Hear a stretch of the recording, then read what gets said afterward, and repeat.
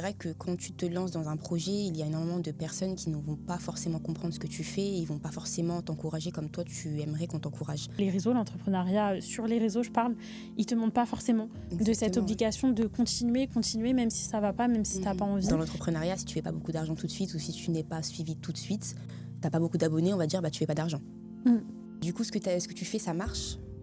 Oui, Ah non, mais c'est parce ça. que je vois que Sur les réseaux, en fait, t'es constamment observé.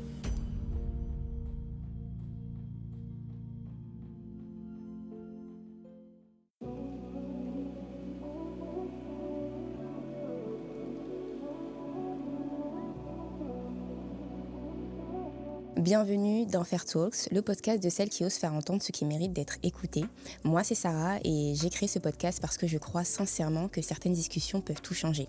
Ici, j'ai le plaisir de recevoir des femmes inspirantes au parcours riche et parfois bouleversant à travers des conversations vraies et profondes, toutes centrées autour d'un mot, oser. Parce qu'on a toutes dû oser à un moment de sa vie et c'est exactement ce que ces femmes viennent raconter ici. Aujourd'hui, je reçois une femme entière, engagée, qui a osé continuer même quand tout semblait s'effondrer. Une femme que j'ai voulu inviter pour sa force tranquille, sa lucidité et sa capacité à mettre des mots justes sur ce que beaucoup vivent en silence. Bienvenue à toi Maureen, merci beaucoup d'être là. Je suis trop contente de te recevoir. T'es la première invitée que je reçois dans ce magnifique lieu. Merci pour l'invitation. Merci à toi, vraiment. Je pose toujours une question qui est essentielle, qui est très simple, mais comment tu vas ? Très bien, et toi ? Très bien. Encore une fois, je suis trop contente. Moi Je suis trop aussi. contente. Est-ce que tu pourrais te présenter pour toutes les personnes qui ne te connaissent pas, d'expliquer un petit peu ce que tu fais, qui tu es ? Moi, c'est Maureen. Je suis maman, célibataire, et je suis surtout entrepreneur. J'ai lancé un réseau de femmes ambitieux, j'appelle ça, mais surtout entrepreneurs. Et du coup, je les aide et je les accompagne via mon académie pour se lancer, pour booster leur business, etc. C'est très bien. Ça fait un moment que tu fais ça ou tu avais commencé récemment ? Depuis 2023 que j'ai lancé ce projet. De base, j'étais photographe et community manager freelance. En fait, j'ai ressenti le besoin de me connecter avec d'autres femmes qui avaient à peu près les mêmes problématiques que moi. Donc voilà. Très bien. Je vais aussi me présenter du coup pour toutes les personnes qui ne me connaissent pas. Donc moi, je suis la fondatrice de 2 projets que j'aime profondément. Donc il y a déjà Saylis, qui est une maison d'image stratégique qui va accompagner les marques et les professionnels ambitieux à construire une image alignée, profondément représentative de qui ils sont, pour être perçus de la bonne manière et surtout d'attirer les bonnes opportunités. Et il y a depuis peu du coup Fair, qui est ce projet-là. Et d'ailleurs Fair Talks, c'est le premier pilier de ce projet. Donc il faut savoir que c'est un projet qui englobe 4 espaces, donc il y a pas mal de choses qui sont proposées et c'est essentiellement destiné aux femmes. Donc c'est vraiment pour les aider à évoluer autrement, à leur manière et surtout de passer à l'action. Parce qu'il y a beaucoup de femmes qui aimeraient faire des choses dans leur vie, que ce soit professionnelle ou personnelle, et qui se sentent un petit peu bloquées, des fois pas forcément légitimes de faire ce qu'elles font. Et pour moi, c'était super important de pouvoir créer, on va dire, une maison, voilà, pensée pour elles, où en fait, elles vont retrouver le podcast, elles vont retrouver le côté événementiel, le côté aussi expérience bien-être pour pouvoir se ressourcer, prendre soin d'elles, et également un club privé professionnel pour structurer leurs projets. Donc voilà. Un très beau projet. Merci. Donc là, on va parler de l'entrepreneuriat dans la globalité, mais surtout les dessous, ce qu'on ne dit pas. Et je voulais savoir, pour toi, qu'est-ce que c'est entreprendre ? Parce qu'on a toute une définition différente. T'en as qui vont dire qu'entreprendre, c'est quand tu travailles pour toi, tu es à ton compte. Il y en a d'autres qui vont dire autre chose. Donc, qu'est-ce que c'est pour toi entreprendre ? Moi, ma vision de l'entrepreneuriat, elle a changé avec les années. Au départ, je voyais l'entrepreneuriat comme un moyen de faire de l'argent. Sachant que, comme je te l'ai dit, je suis une maman célibataire et mon fils, il est arrivé, j'étais déjà toute seule. Et du coup, ça a été un moyen très rapide, en fait, pour moi, de me lancer, de faire de l'argent, de faire un peu plus, de combler les fins de mois, on va dire. Avec tout ce qu'on voit sur les réseaux sociaux, c'est vrai qu'on voit aussi le côté business en ligne, etc. Et pour moi, ouais, ça a été un moyen de faire de l'argent assez rapidement et peut-être facilement au départ. Et j'ai été très vite rappelée à la réalité. Et notamment que je me suis vraiment reposé la question, c'est-à-dire que de base, l'entrepreneuriat, c'est un moyen de régler une problématique. C'est la base même de l'entrepreneuriat. Quand tu as un projet, quand tu veux développer un business, c'est ça. Et du coup, j'ai développé mes projets et mes business autour de ça. Aider les gens autour de moi et apporter autant que je pouvais. Moi, ma vision de l'entrepreneuriat, en fait, je dirais que peu importe ce qu'on fait, ce qu'on est, donc qu'on soit à son compte, qu'on soit étudiant, peu importe, entreprendre, c'est vraiment quand tu portes ton projet au-delà de ce qu'on peut dire de toi, des difficultés. Et c'est aussi quand tu as cette possibilité de grandir avec ton projet. C'est très important de le dire parce que entreprendre, c'est pas juste lancer un projet, faire de l'argent, quoi que ce soit. Il faut que ce soit beaucoup plus profond. Je trouve que c'est beaucoup plus profond et ça implique énormément de choses qu'on pourra aborder au fil de l'épisode. Quand on se lance, on a une certaine vision. Tu sais, on imagine ça d'une certaine manière, on va se faire tout de suite de l'argent, etc., alors que ce n'est pas forcément le cas. Je voulais savoir, toi, comment tu l'imaginais au départ quand tu as lancé ton projet. Est-ce que tu avais une vision particulière de ce que c'était, de ce que tu attendais, ou pas du tout? Tu t'es juste lancé comme ça et tu t'es dit, je vais bien voir ce que ça donne. Moi, de base, je me suis lancée en tant que photographe. Donc, je me suis vraiment lancée comme ça et j'ai essayé de voir un peu ce que ça donne. Sachant que de base, je travaillais beaucoup avec les artistes, etc. Donc, j'avais un peu déjà le pied dans l'entrepreneuriat. Mes parents aussi sont entrepreneurs. Donc, j'ai vu aussi la réalité un peu de l'entrepreneuriat. Mais c'est vrai que quand j'ai lancé un peu Elevate et que c'était un peu plus en ligne, je m'attendais à ce que ça soit assez rapide, que ça marche rapidement. Je pensais que ça allait intéresser un tas de personnes. Et en fait, j'étais confrontée à la réalité, au fait que ça demande du travail derrière. Et surtout, que ça demande beaucoup de persévérance. Et au départ, je ne m'y attendais pas du tout. Parce que pour moi, en fait, le côté photo, réseautage de base, ça allait assez rapidement. Et là, d'un seul coup, via Internet et tout, j'ai été surprise. Voilà. Ok. En fait, tu t'attendais pas à tout ça, ce que ça impliquait. J'ai envie de te dire, moi, c'était exactement la même chose. Enfin, je peux même pas dire que je me suis lancée parce que quand j'ai fait ça, l'histoire toute bête, c'est que j'ai créé un compte Instagram comme un peu un portfolio pour partager ce que j'étais capable de faire. Et c'est à partir de là que ça a commencé à prendre, entre guillemets, où on a commencé à me dire, en plus, j'ai commencé avec la photo aussi, vu que j'adore faire des photos, etc. Et je me suis dit, comme j'aime montrer, on va dire, la meilleure facette d'une personne, j'ai commencé comme ça. Et ça a commencé à prendre de petit à petit. Et je me suis dit, bon, il y a quelque chose à faire. Je pense que je devrais prendre ça au sérieux, puis j'aime faire ça. Mais je me suis très vite rendu compte, hormis le fait qu'il faut beaucoup travailler, etc., que ce n'est pas vraiment ce que je voulais faire. Donc j'ai absolument tout recommencé depuis le début. J'ai fait référence à Saïlis, surtout au départ, en fait, ça s'appelait même pas comme ça. Enfin, je proposais des photos. D'un côté, en fait, on comprenait pas trop ce que je faisais. Clairement, même moi, je ne savais pas ce que je faisais. Et je me suis dit que comme il y avait quelque chose à faire, je voulais absolument tout reconstruire. Donc, de toute façon, c'est un truc que je dirais toujours, il ne faut jamais avoir peur de recommencer. Quand il y a quelque chose qui ne vous plaît pas, ne faites pas ça uniquement pour l'argent, parce que vous vous dites, je peux avoir de l'argent rapidement avec ça ou quoi que ce soit. C'est pour ça que pour moi, la passion aussi, c'est hyper important. Et du coup, voilà, j'ai voulu tout recommencer, j'ai énormément investi dans ce que je fais. Je ne pensais pas honnêtement que ça demandait énormément d'investissement. Je savais qu'il fallait mettre de l'argent, ça c'est normal, mais on n'a pas besoin de commencer avec de l'argent, mais l'argent, tu en as besoin si tu veux monter ton projet à un niveau supérieur. Ça, c'est totalement, tu vois, obligatoire, on va dire. Et ça, déjà, c'est la première chose qui m'avait un petit peu surprise. Et ce que je dirais même, c'est le travail qu'il y a derrière. Aujourd'hui, j'arrive plus du tout à me poser devant une série, un film, pour regarder ça de A à Z, pour te dire. Parce que j'ai toujours des choses à faire et parce que je me dis toujours que, en fait, si je le fais pas, je perds du temps. Il y a ça, et puis par rapport à ce que tu disais, je pense qu'il y a ce côté où les personnes sur les réseaux sociaux, ils montrent d'abord ce qu'ils gagnent, mais ils ne montrent pas combien ils ont investi, que ça soit d'argent ou de temps derrière. Et ça, c'est une problématique, malheureusement, que des personnes qui vont se lancer, elles ne vont pas forcément avoir cette lucidité à se poser la question de combien je dois investir derrière.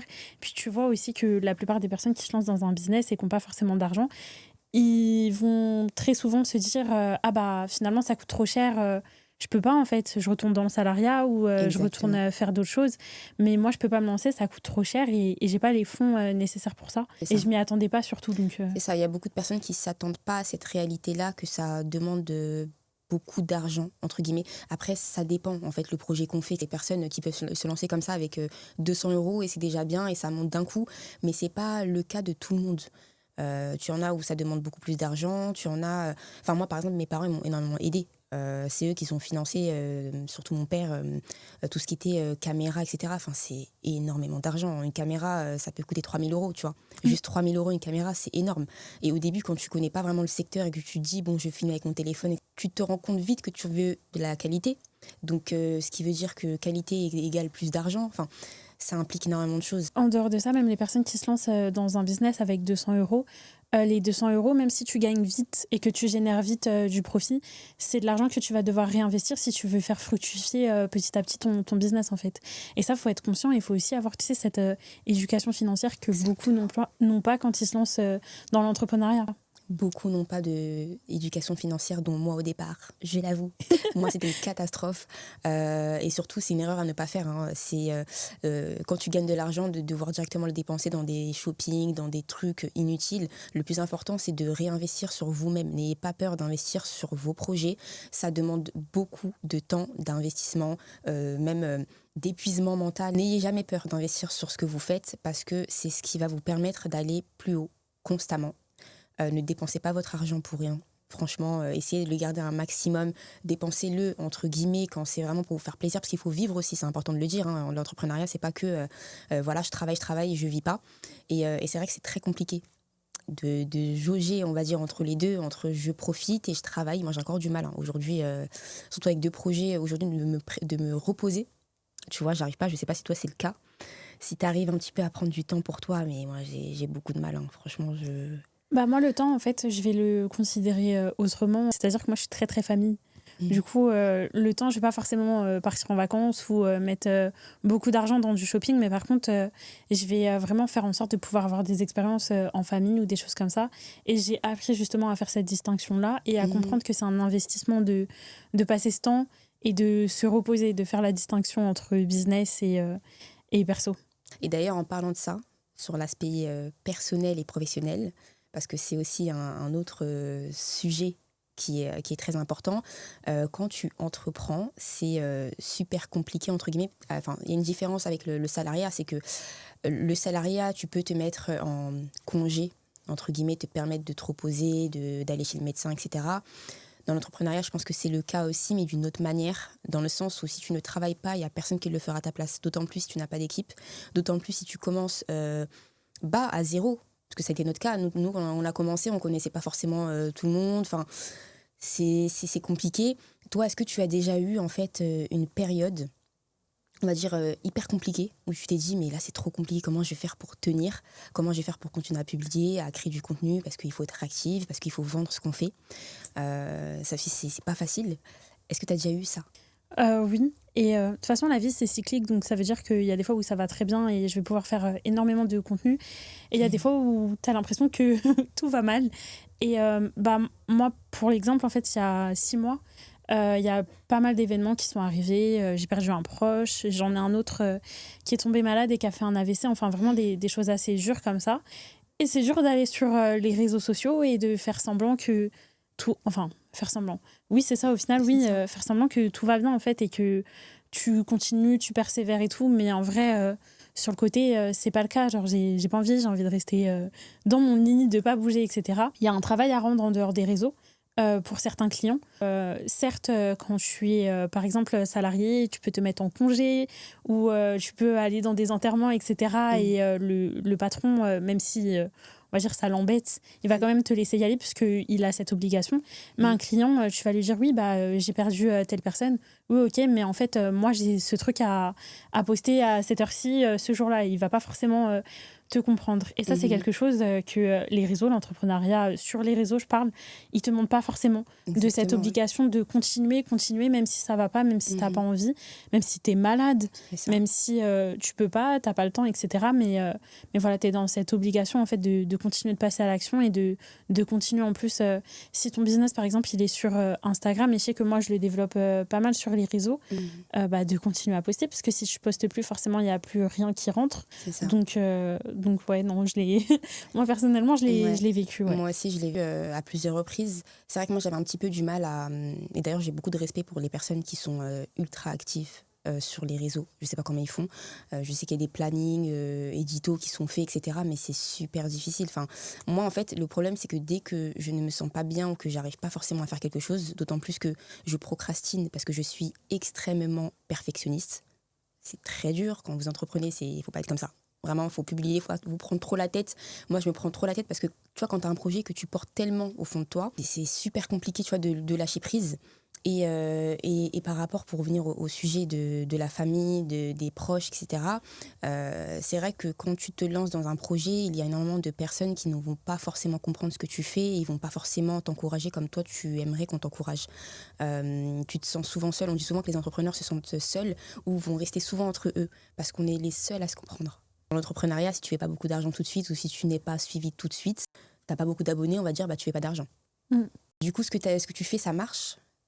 Oui, Ah non, mais c'est parce ça. que je vois que tu vois, tout de suite, tu vas. Et d'un coup, ça va t'énerver parce que tu te dis, Oui. mais c'est pas si simple que ça. Même si je fais de l'argent, tu as des gens qui ont 300 abonnés qui font plus d'argent que d'autres qui ont 10K. Mais Enfin, même en dehors des abonnés, Mm. je trouve que quand tu postes sur les réseaux, en fait, tu es constamment observé. exactement. Constamment observé, savoir si ça marche pas. Et en fait, tu as des personnes qui te veulent du bien, Mhm. mais tu as d'autres personnes, tu as l'impression justement qu'elles sont là juste pour vérifier si tu y arrives ou tu n'y arrives pas. Et quand en plus, dans ces moments-là, tu es en période de down, c'est très dur de garder le cap et de te dire, bah, je continue quand même si ça marche pas et tout. Et toi-même, après, tu vas rentrer chez toi, ça va te ronger, tu vas repenser à ce que cette personne t'a dit, au fait que ça Exactement. marche pas, peut-être pas forcément, ou en tout cas que ces personnes, elles ont pas la vision que ça avance. Donc voilà, non, frustrant. C'est très, très frustrant. De toute façon, tout le monde ne pourra pas te comprendre. Hein. Ça, c'est quelque chose que je dis toujours. C'est pour ça qu'il faut croire profondément en son projet. Il y aura toujours des personnes qui vont te pointer du doigt en te disant que ce que tu fais, c'est pas assez bien, que ce que tu fais, c'est peut-être trop, que c'est pas ce qu'il te faut, etc. Mais en fait, tu es la seule personne, selon moi, à savoir ce qui est bien pour toi ou non. Tu vois, des fois, il faut savoir s'écouter, que ce soit le père, la mère qui te dit ça, que ce soit le frère, sœur, cousin, peu importe. Chacun a une lignée de vie, quelque chose à construire. Tu en as qui sont faits pour être salariés, tu en as qui sont faits pour entreprendre, tu en as, c'est les deux. Moi, je sais que aujourd'hui, être salarié, je peux rester salarié, mais pas trop longtemps parce que ça va me stresser, je pense, un peu trop sur des choses. Et puis quand tu prends l'habitude d'entreprendre, t'es ton propre patron, en fait. T'es plus habitué à qu'on te donne des ordres ou d'avoir des rendus hyper rapides sur des choses où tu mets plus de temps quand je travaille pour toi. Toi, sinon, comment tu as pu tenir dans ces moments-là? Les moments, comme tu parlais, de décès, etc. Parce que un décès, c'est très, très dur. Voilà, pour beaucoup de personnes, c'est très compliqué, ça peut prendre beaucoup de temps. Et savoir, toi, comment tu as pu gérer ça avec justement tes projets à côté? Moi, déjà, la base même, c'est l'entourage. Comme je t'ai dit tout à l'heure, je suis très, très famille, mais en dehors de ça, même mon entourage, en fait, j'ai besoin que ce soit des personnes qui me comprennent, qui acceptent aussi le fait que... Enfin, qui ne me fassent pas culpabiliser le fait que je ne vais pas bien et que pour l'instant, j'arrive pas à travailler sur mon projet. Mais ouais, pour moi, vraiment, c'est l'entourage et puis se rappeler aussi de pourquoi tu le fais, ta mission derrière. Après, là, je vais parler de quelque chose un petit peu plus spirituel, tu vois, mais moi, je crois en Dieu et je suis persuadée que Dieu, s'il m'a envoyé ici, tu vois, c'est pas pour rien, c'est parce que j'ai une mission. Et du coup, ça va me driver et ça va me permettre de me réveiller le matin et de me dire, peut-être que si aujourd'hui je suis encore en vie, c'est que j'ai encore quelque chose à faire et que je peux encore aider une personne, en fait. Que ça soit via mon projet ou via ce que je vais pouvoir apporter. C'est ce qui va me motiver. Et puis, j'ai la chance d'être maman et aussi d'avoir des nièces et des neveux. Et ça, c'est important puisque moi, je sais que... c'est quelque chose, je me dis, en fait, j'ai pas envie que l'image qui retienne de moi, ça soit quelqu'un qui me laisse aller ou qui n'agit pas quand ça va pas, tu vois.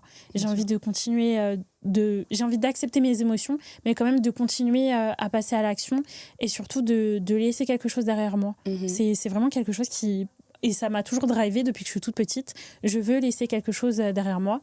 Et je veux qu'on se rappelle de moi pour quelqu'un qui a donné de sa personne, qui a donné grâce à son business ou autre. Mais en tout cas, ouais, je trouve que c'est important de se rappeler qu'on est ici pour une mission, finalement. Ça, je pense exactement la même chose. Même moi, je me dis, je pense qu'on est tous nés pour quelque chose, pour apporter quelque chose, surtout du bien. Ne faites pas du mal aux autres, c'est très important aussi. Mais ouais, je suis persuadée aussi de ça.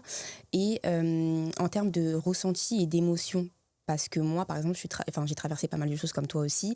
Et surtout, tout ce qui va être culpabilité, syndrome de l'imposteur, je pense que je l'ai encore énormément.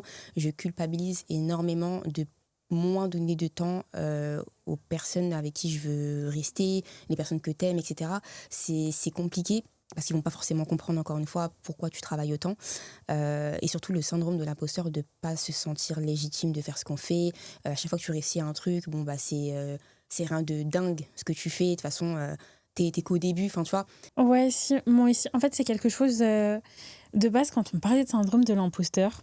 La vérité, c'est que j'avais l'impression que tu sais, c'était un peu une tendance Ouais. sur Instagram. On parle de syndrome de l'imposteur, comme on parle du fait d'être multipotentiel, Oui. etc. Et du coup, c'est quelque chose que je voulais pas intégrer Mhm. et que je calculais pas énormément. Et en fait, avec le temps et surtout là, avec le lancement de l'académie, le fait aussi que des fois, je donne des coachings dans Elevate. Ouais, c'est moi qui l'anime alors que de base, j'étais beaucoup plus sur le fait de faire venir des intervenants, etc. Et au bout d'un moment, je me suis dit, mais en fait, Maureen, tu as les compétences. Ce qu'ils sont en train de dire, justement, tu le connais déjà. Toi aussi, tu peux donner de la valeur, etc. Donc, pourquoi tu n'oses pas? Pourquoi c'est pas toi qu'on voit en premier lieu? Et du coup, à partir de ce moment-là, j'ai essayé de me mettre un peu plus en avant. Mais c'est vrai que, par exemple, l'académie, moi, j'ai eu énormément de mal. Je me dis peut-être que les personnes, ils vont regarder et finalement, ça sera pas assez pour eux, que je vais pas leur donner assez, que finalement, je connais pas assez de choses, etc. Avec du recul et avec Ouais. l'expérience que j'ai, finalement, si, je sais. Et puis même avec le retour des autres autour de moi, en fait, ça te rappelle que si tu peux aider des personnes. J'ai des filles qui m'ont fait des retours des fois en mode oui Maureen, merci parce que grâce à toi, déjà je me suis lancée dans mon business. Grâce à toi, j'ai pu voir une nouvelle perspective par rapport à mon business, etc. Et en fait, ça te fait un rappel et ça te booste davantage. Mais finalement, ça vient pas de toi, ça vient des autres autour. Exactement, Ouais. ça vient des autres. Ouais. Parce que même moi, si on m'avait pas fait des retours positifs, etc., enfin, il y a des choses, je m'en serais même pas rendu compte, je pense. Et c'est ça aussi que je veux dire, c'est qu'en fait, c'est important de célébrer ces petites victoires. Parce que si tu les célèbres pas, tu as l'impression que tu ne fais rien.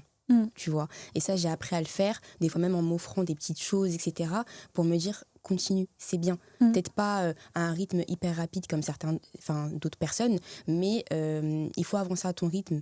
Il y a toujours des personnes qui vont être attirées par ce que tu fais, qui vont être vraiment, ça va les porter également. Pas peut-être autant que toi parce que c'est ton projet, mais c'est important. Ça me fait penser au fait, le premier événement que j'ai organisé avec Elevate, c'était dans une petite salle, mais moi j'avais donné énormément de ma personne. J'ai même mise à découvert pour pouvoir organiser cet événement, puisque je voulais faire un tas de cadeaux, je voulais vraiment qu'il y ait un photographe et tout. J'ai même fait venir un traiteur, enfin vraiment, je voulais vraiment que les personnes qui soient dedans vivent une vraie expérience. Et à la fin de l'événement, moi, j'avais été stressée toute la journée pour l'organisation, pour le fait que les personnes, je voulais vraiment qu'elles se sentent à l'aise, etc. Et c'est à la fin de la journée où j'ai un de mes meilleurs potes qui m'a regardée et qui m'a dit « Mais tu te rends compte de ce que tu as fait aujourd'hui ?»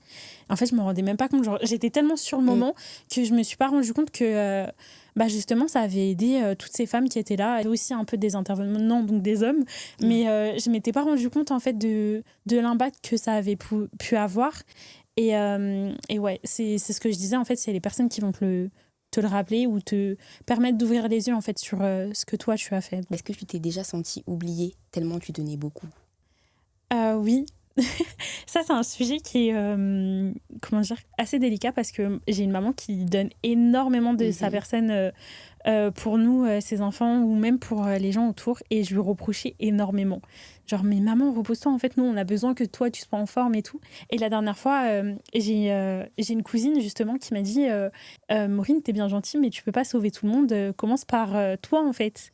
Et ça m'a fait un rappel parce que je me suis rendu compte que moi aussi, je laissais passer les autres, toutes les autres personnes que je voulais aider, etc., avant, et que je m'étais oubliée, que j'avais oublié, si moi je suis pas en forme, si j'ai pas le mental, si j'ai pas la santé, je pourrais pas aider. Au bout d'un moment, il faut se faire ce rappel assez souvent. C'est un peu le problème qu'on a quand on veut trop donner. On s'oublie souvent, on se met en second plan. C'est pas forcément bien. En fait, d'un côté, c'est bien d'aider, etc. Enfin, c'est super. Il y a beaucoup de personnes qui vont toujours être attirées par ce type de choses. Mais c'est vrai que quand tu t'oublies toi-même, tu n'as pas forcément la force de donner on va dire, le potentiel de ce que tu es capable de faire. Tu vois.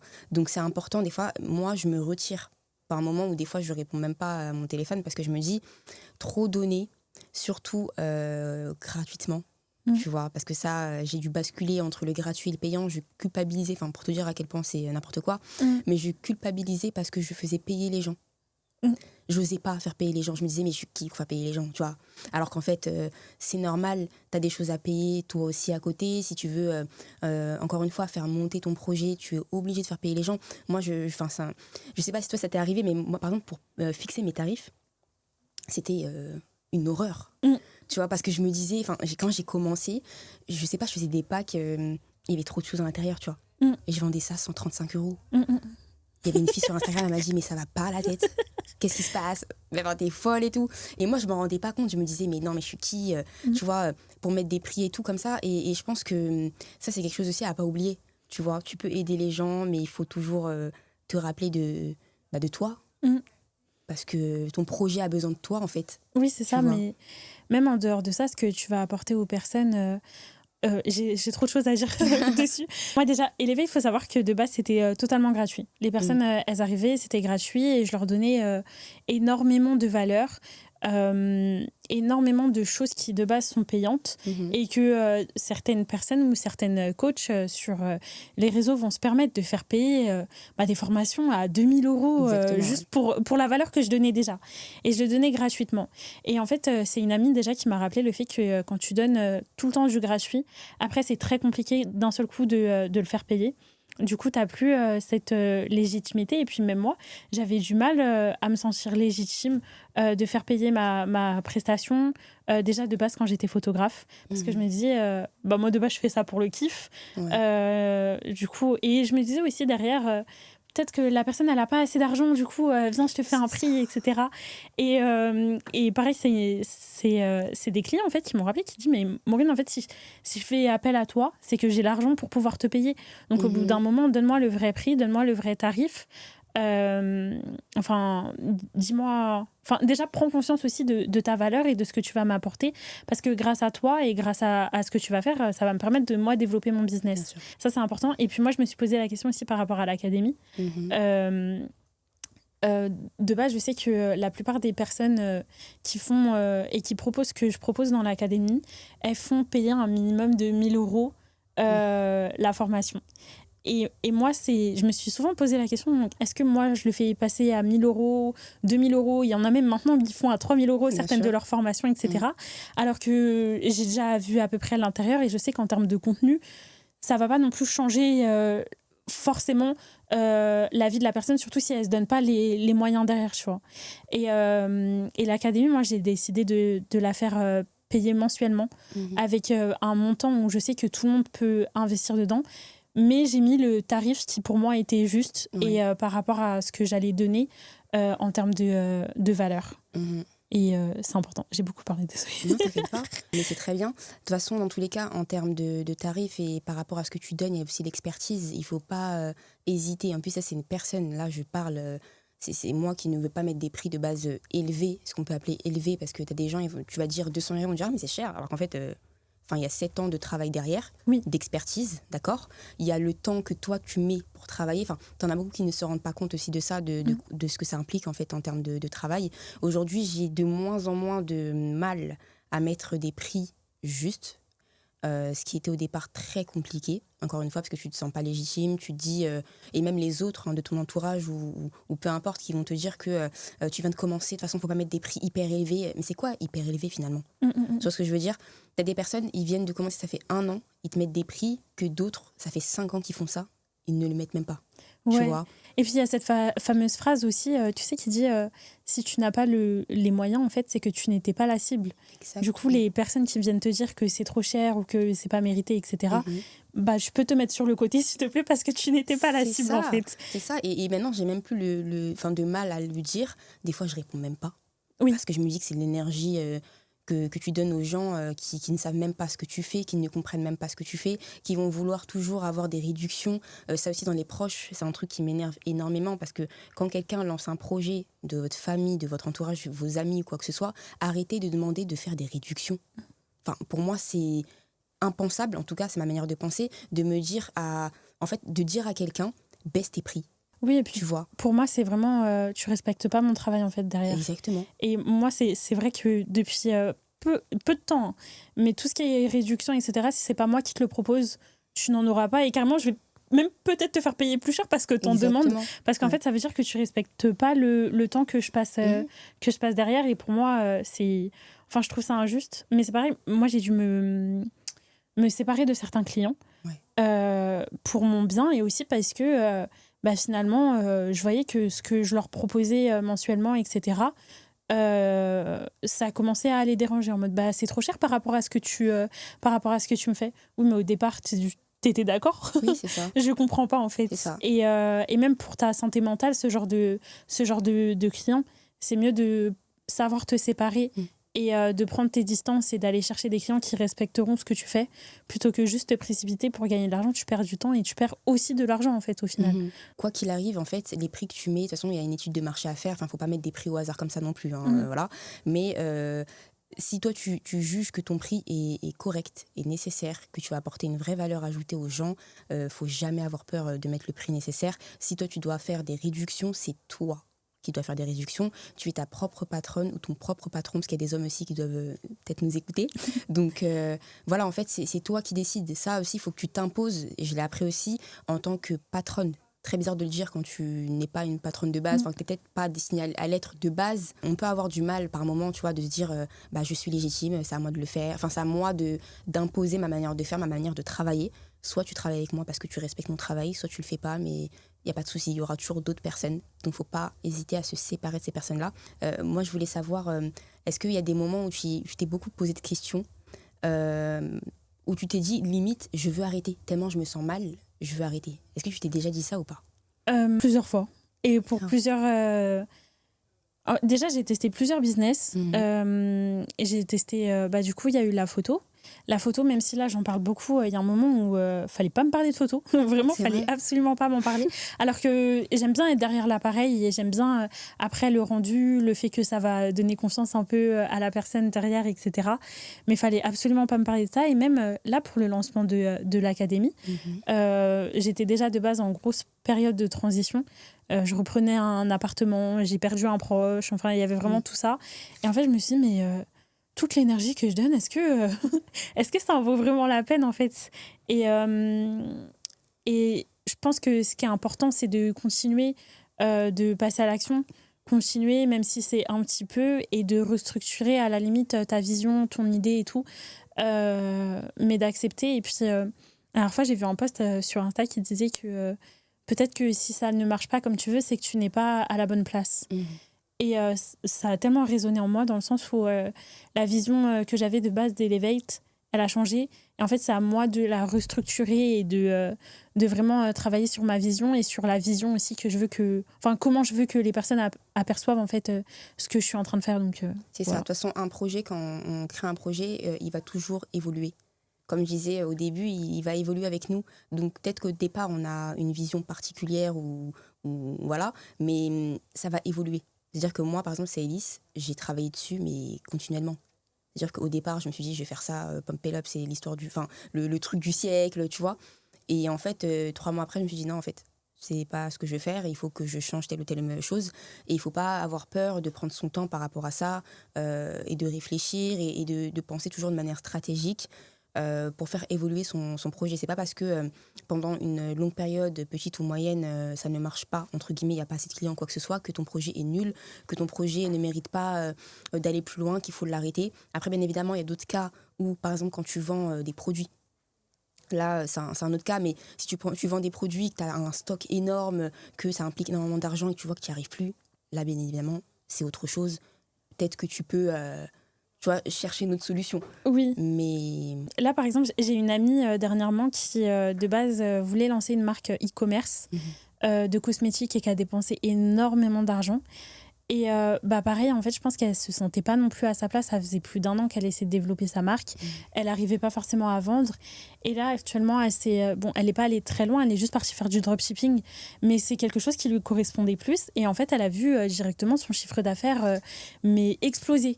Et des fois, c'est juste que t'as pas trouvé exactement ce qu'il te fallait. Et il faut penser vraiment à être à la bonne place dans un endroit qui te correspond, en fait. Et c'est super important de savoir trouver en fait ce juste milieu. Je pense que c'est même le plus difficile au début quand on se lance, c'est de trouver vraiment la bonne place. C'est super compliqué de trouver la bonne place. Ça peut prendre énormément de temps. Moi, par exemple, quand j'avais lancé le premier projet, j'avais commencé à comprendre où est-ce que je devais me positionner, quand on parle de positionnement, au bout d'un an, tu vois. Alors, j'avais déjà lancé le truc depuis un moment, etc. Mais ça prend du temps et c'est OK. Tu vois, c'est pas parce que ça prend du temps que ça veut dire que tu es à la ramasse, qu'il y a des choses qui vont pas ou quoi que ce soit. Il faut toujours se dire, en fait, et c'est ce que je dis tout le temps à tout le monde, il faut toujours se dire qu'on a le moyen tout le temps de réajuster ce qu'on fait. Tu vois, il n'y a pas de problème par rapport à ça. Et dans tous les cas, tu grandis, le projet grandit aussi et il t'amènera là où tu dois être, mais c'est toi qui dois faire le nécessaire pour t'emmener jusqu'à là-bas, quoi. Et que tu te sens bien là-bas. C'est important. Exactement. De ne pas rester frustré sur place. Surtout que peut-être qu'il y a mieux qui t'attend si juste tu avances un petit peu ou si tu réajustes. Donc, il ne faut pas hésiter. Moi, je me suis jamais dit, c'est bizarre que j'allais arrêter. Pourtant, j'ai eu énormément de situations qui auraient pu me pousser à le faire. Des choses tout bêtes, mais par exemple, j'ai dû enchaîner beaucoup de tournages.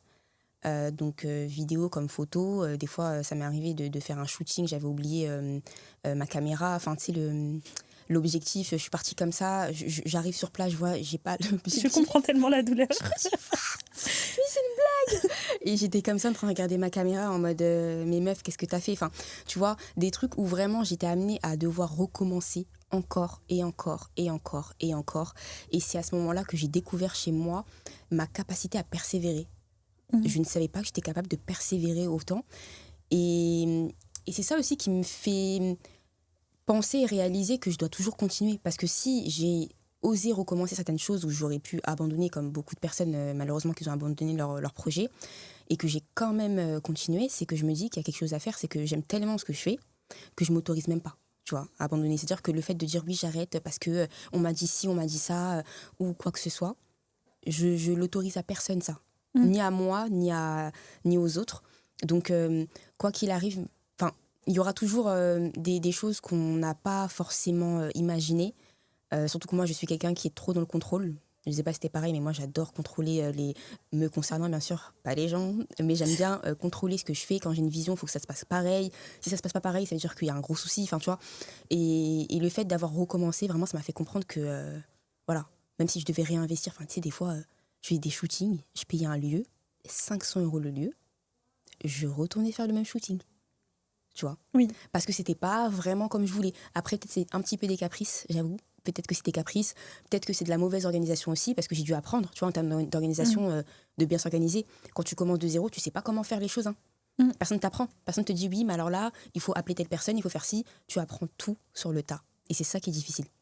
Et je dirais même que le regard des personnes autour aussi, il est difficile, parce que moi, je sais qu'il y a eu ces moments aussi où toi-même, tu as l'impression de ne pas être au top.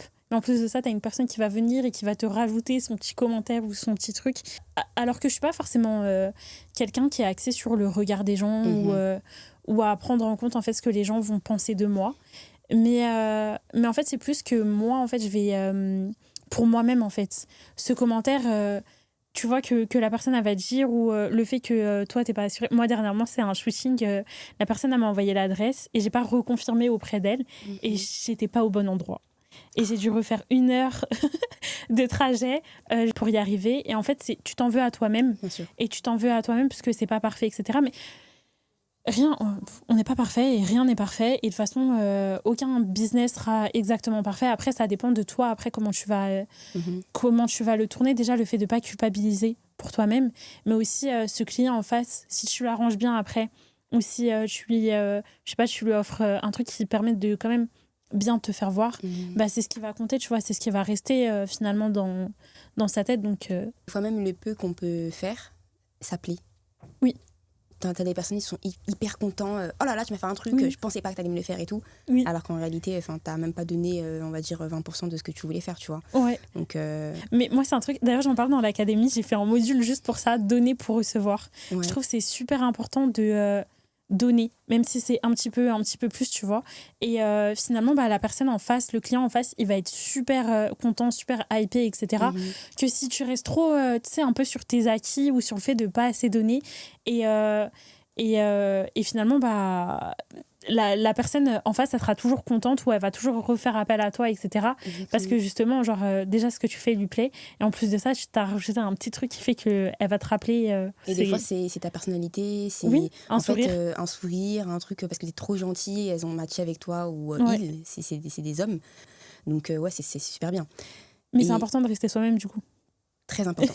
Ne jouez pas des rôles, ça ne sert absolument à rien. Voilà. Et d'ailleurs, par rapport à ça, le fait de jouer des rôles, etc., sur les réseaux sociaux, qu'est-ce que tu en penses des success stories, des gens qui réussissent d'un coup tout ce que ça implique, les réseaux et la réalité derrière, parce que des fois, on montre des choses, même nous-mêmes, hein, on n'a pas forcément la même perception que les autres, ce qu'ils peuvent avoir de nous. Moi, je sais que quand je peux partager des choses, on peut penser que je suis hyper riche, hyper riche ou que j'ai grave des... Tu sais, je suis toujours dans des lieux de dingue, alors qu'en fait, pas forcément. Enfin, est-ce que toi, déjà, qu'est-ce que tu en penses par rapport à ça? Ta perception aussi par rapport aux autres, la comparaison, même les concurrentes.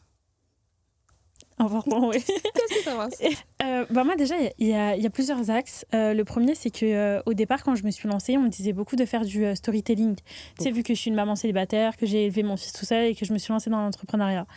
Je le fais un petit peu parce que ça peut parler à d'autres personnes, mais en vérité moi c'est pas quelque chose qui me pose problème en fait au quotidien. Je trouve. Ouais. Pour moi c'était pas une problématique en fait, c'était même quelque chose en fait c'est mon quotidien. Donc à la limite que je te montre mon quotidien, ok, mais que je passe des heures à te dire pourquoi je me suis lancée, pourquoi je suis toute seule, etc. Vas-y, c'est bon. Les réseaux sociaux, elles aiment trop forcer sur oui, je me suis faite toute seule, je sors de... j'avais rien, limite, j'étais j'étais sans abri, etc. Et d'un seul coup, je gagne des millions et tout. C'est faux. C'est faux. Déjà, de base, quand tu te lances, tu as toujours des personnes autour de toi, tu as toujours des personnes qui vont te donner de la force. Même si c'est pas ta famille, ça va être des amis. Même si c'est pas des amis, bah, ça va être des clients qui vont te donner de la force, tu vois. Donc je trouve que c'est pas bien non plus de... Je trouve que ça a trop été hypé en fait par les personnes. Et d'ailleurs, en ce moment, je trouve qu'il y a un peu plus un retour à la réalité, surtout dans l'entrepreneuriat féminin, où les filles, elles en parlent un peu plus. Et même de manière générale, moi, ça a fait qu'à un moment, je me comparais énormément. Quand tu vois que la personne à côté, elle fait la même chose que toi, mais qu'elle gagne vraiment des millions en une semaine, etc. Et bah toi, tu remets tout en question, en fait. Est-ce que ce que je fais, encore une fois, c'est légitime? Est-ce que je le fais pas trop peu cher? Est-ce que j'apporte vraiment, etc. Et il y a un moment, moi, je vais pas dire que ça m'a fait me remettre en question, mais j'ai eu ce côté où je me comparais trop. J'ai même dû unfollow en fait ces personnes-là parce que voilà, j'avais besoin en fait de me retrouver moi avec mes idées sans me comparer et pour apporter vraiment le meilleur que je pouvais donner. Donc voilà. Et aujourd'hui, pourquoi tu continues malgré tout à faire ce que tu fais? Bah, je continue parce que de toute façon, si tu passes pas à l'action, tu n'auras pas de résultat. Je continue parce que, comme je te disais tout à l'heure, moi, ce qui m'importe, c'est vraiment ce qu'on va retenir une fois que je serai plus là, ce que mon fils va retenir et ma famille. Et je trouve que c'est important de se rappeler de sa mission et se rappeler de pourquoi tu fais les choses et surtout de continuer de passer à l'action. Même si c'est un petit peu, même si c'est 1% chaque jour, tu vois, c'est important. Très, très important. Et moi, carrément, j'ai noté des conseils que j'aurais aimé donner. Tu me donneras après les tiens sur tout ce que j'aurais aimé entendre quand j'ai commencé. Déjà, premièrement, il faut que tu puisses t'entourer des bonnes personnes, même si elles ne sont que deux. L'entourage est très, très important. Ne sois pas surprise ou surpris si tout le monde ne te soutient pas, même tes proches. Donc voilà. Ton projet doit te parler d'abord à toi avant les autres. C'est aussi très, très important. Il n'y a pas de bonne ou de mauvaise manière d'avancer. Dans tous les cas, le plus important, c'est d'avancer et de passer à l'action. Et le plus important, c'est de ne vraiment pas t'abandonner en chemin, de continuellement penser à toi et de pas t'oublier. Si tu ne gagnes pas d'argent tout de suite, c'est ok, c'est pas grave, ce n'est pas un échec, c'est vraiment une étape que tu dois dépasser. Et c'est très important de se construire un réseau, de ne pas avoir peur d'aller vers les autres parce que ça peut t'ouvrir énormément de portes. Toi, je ne sais pas si tu as des conseils que tu pourrais donner qui te viennent en tête. Je vais répéter le fait de persévérer. Ouais. Je trouve que c'est important de persévérer, de continuer de passer à l'action, de réajuster si au bout d'un moment ça ne te convient pas, c'est pas grave si tu réajustes et si tu adaptes pour quelque chose qui te convient le plus. Mais avant tout, c'est de se lancer, en fait. Lance-toi et tu verras ce que ça donne, en fait. Tu peux pas maîtriser le futur, donc il faut se lancer. Lancez-vous, passez à l'action, très important. Là, on arrive à la fin de l'épisode. Il y a une tradition chez Fair Talks que j'adore, c'est la lettre, donc l'enveloppe qu'on peut voir juste ici. C'est en fait très simple. Toutes les femmes que je reçois dans le podcast vont laisser un message à la prochaine femme qui viendra s'asseoir à leur place. C'est un message qui peut être encourageant pour vraiment celles qui doutent ou des messages de nous-mêmes qu'on aurait aimé entendre, lire. Et en fait, c'est un passage entre toutes ces femmes qui osent chacune à leur manière. Donc, je sais que toi, tu as écrit quelque chose pour la prochaine. Tu peux me le donner, comme ça, je le garde. Merci beaucoup. Donc là, on va découvrir du coup ce que Maureen a écrit au prochain épisode, en fin d'épisode. Donc, il faudra regarder le prochain. Et moi, j'ai pour toi une enveloppe, parce que du coup, c'est la première Maureen à être ici avec nous. Donc, je voulais absolument te donner un petit message pour toi, vu qu'avant toi, il n'y avait personne. Donc, je te laisse le lire. Oh, tu portes beaucoup et tu avances souvent sans faire de bruit. Mais je veux que tu saches, ta force ne dépend pas de ta productivité. Tu es déjà assez, même quand tu doutes, même quand tu ne vois pas encore les résultats. Continue d'écrire à ta manière, de poser ta voix dans un monde qui en a besoin. Ce que tu fais compte, ce que tu es, encore plus. Voilà. Eh ben, merci beaucoup. Avec plaisir. Bon, écoutez, on est à la fin de l'épisode. Je suis trop triste de vous laisser. En tout cas, j'espère sincèrement que vous avez apprécié cet épisode-là. Moi, j'étais super contente de te recevoir. En tout cas, Maureen, ça a été hyper intéressant. Il y avait beaucoup de choses auxquelles on a parlé qui, j'espère, vont pouvoir vous parler également. Donc, n'hésitez vraiment pas à nous laisser un commentaire. Si ça vous a parlé, n'hésitez pas à le partager autour de vous. Vous pouvez nous retrouver sur nos réseaux sociaux. Tout est écrit en barre d'infos. Donc, n'hésitez pas à nous suivre. N'oubliez pas que faire, ce n'est pas du coup qu'un podcast, ça englobe 4 espaces, donc si vous voulez en savoir plus, n'hésitez pas à les regarder. Et moi, je vous laisse sur ces mots. Prenez soin de vous et à la prochaine pour un prochain épisode. Ciao, ciao.